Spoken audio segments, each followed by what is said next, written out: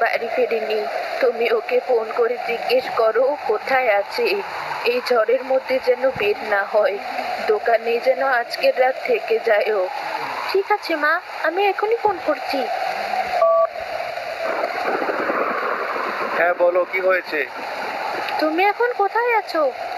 এই তো দোকানে আছি। বাড়ি যাওয়ার প্রস্তুতি নিচ্ছিলাম, কিন্তু সবকিছু গুছিয়ে নিতে নিতে জ্বর শুরু হয়ে গেল। বেশ, দোকানেই থাকো তবে। এই ঝড়ের মধ্যে তোমার আর বাড়ি আসতে হবে না।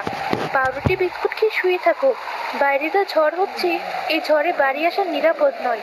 যেমন বাজ পড়ছে তেমন গাছপালা সব ভেঙে পড়ছে, কিছু কিছু ঘরে চালও উড়ে যাচ্ছে বলে। ঠিক আছে, আজকে তাহলে আর বাড়িতে ফিরবো না। কাল দেখা হবে। তুমি মা আর বাচ্চাদের নিয়ে সাবধানে থেকো। কোনো সমস্যা হলে ফোন দিও। আর হ্যাঁ, কাম করতে বা অন্য কোনো কারণে বাচ্চাদের বাইরে যেতে দিও না।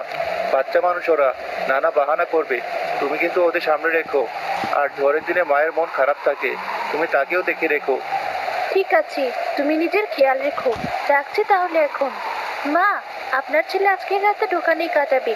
আর তোদের কিন্তু বাইরে যেতে একদম নিষেধ করেছে। চুপ করে দুই ভাই বোন মিলে শুয়ে থাক। আমি দেখি কি খাবারের ব্যবস্থা করা যায়।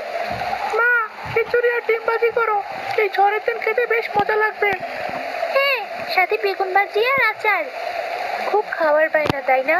একটু সুযোগ পেলে আমাকে লম্বা লিস্ট ধরিয়ে দিস দুজন মিলে। বাইরে এমন ঝড় বইছে, আর ওনারা আমাকে বাবুর্চির মতো খাটাবে এখন। ঠিক আছে, আর মুখ কালো করতে হবে না। চুপ করে দুজনে শুয়ে থাক, আমি রান্না করে নিয়ে আসছি।